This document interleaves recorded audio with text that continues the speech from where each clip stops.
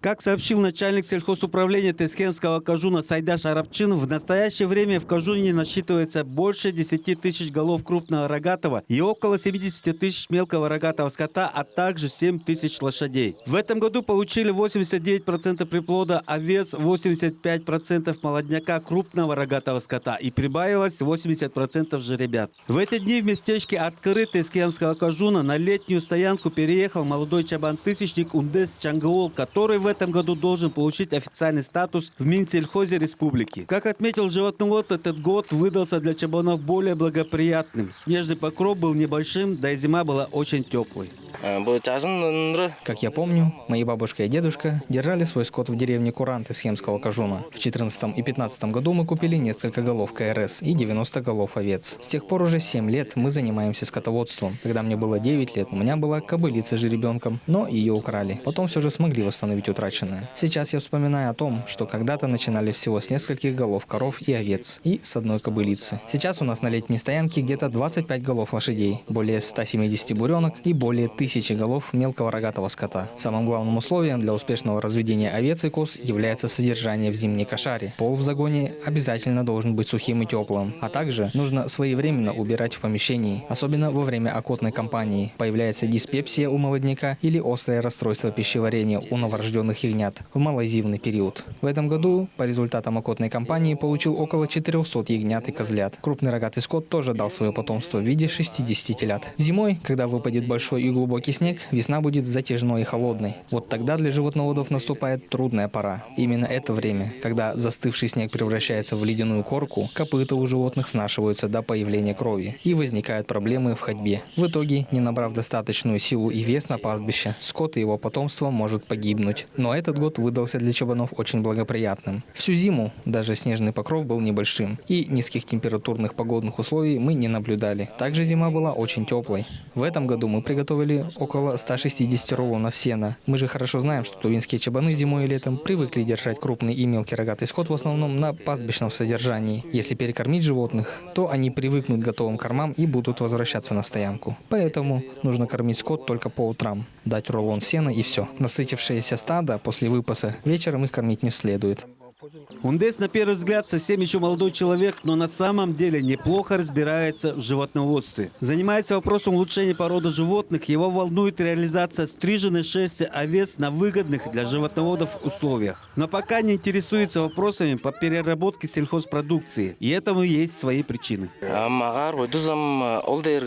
В настоящее время самым трудным вопросом для чабанов остается реализация настриженной шерсти овец. Вот недавно продали 1500 килограммов. Это загрузка одной газели. А для того, чтобы переработать молоко от 100 дойных буренок, нужны помощники или придется нанять доярок. Сейчас мы находимся в летней стоянке, а расстояние до зимней стоянки 54 километра. Только расходы на бензин я покрою. А что касается продажи мяса, у меня-то всего более 100 коров. Это пока что очень мало для мясного скотоводства. И поэтому вся продукция остается только для собственной потребности. Если не заниматься улучшением породы животных, то молодняк получится слабым, не приспособленным к сильным морозам нашей республики. Да и продуктивность будет низкой. Все это я внимательно изучил. Вот почему у меня есть коровы и местной тувинской породы, и сементальской, даже герефордской породы. А среди овец есть мелкий рогатый скот бояцкой, монгольской породы.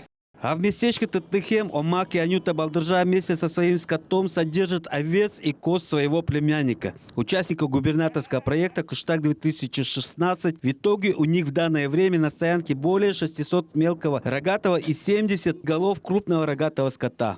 У нас было несколько голов мелкого рогатого скота, доставшиеся от родителей. За последние годы численность овец и коз увеличилась в 2 раза. В 2016 году мой племянник Адыя Ролан получил 200 голов овец и через 2 года передал следующему участнику. Вместе с его скотом мы уже имеем больше 600 голов мелкого рогатого скота. В этом году мы благополучно перезимовали. По результатам окотной кампании от 100 овец получили 100% молодняка. Реализация шерсти овец – это самая больная тема для животноводов. И И в этом и прошлом году несколько килограммов этого ценного текстильного материала мы оставили в весеннем стойбище. Да, мой супруг Амак Балдыржа, мастер на все руки. Он изготавливает деревянный остов, решетчатые стены для юрты, а также тувинские сундуки с национальным орнаментом. Ему помогают сын, племянники. Юрты, которые сделал и оформил в тувинском национальном стиле мой муж, можно увидеть во время празднования животноводов Надым у чебанов из других кажунов республики. Невестка из Мюнгунтайги Чойгана Акол, супруга уроженца Тескемского кажуна Акола Омака. Животновод держит свой личный скот в местечке Верховья Датыхем. Анюта Балдыржа перегнала из своей малой родины Мюнгунтайги одно из редких животных в Туве достояние мюнгунтайгинского кажуна. Около 20 яков-сарлыков. Таким образом, Тесхем в будущем, возможно, получит статус и сарлыковеческого кажуна в республике Тыва. Конечно, погодно-климатические условия мангунтайгинского и тесхемского кажунов сильно отличаются. Там высокие горы, пронизывающие ветра, особенно весной и осенью. А здесь более мягкий климат. Но для сарлыков это место у подножия тайги тоже подходит. Сначала яки уходили подальше в Тесхемскую тайгу, где более или менее прохладная погода. А теперь привыкли. Все-таки 2 года прошло, когда я привезла скот из далекой Мангунтайги. Сначала жители Тесхемского кажуна с большим интересом и любопытством смотрели на яков. Со временем, наверное, и здесь подрастет поголовье яков. Чтобы благополучно выращивать скот, я перевезла из своих родителей Сергея и Сайлык Чамдынов из Мангунтайги.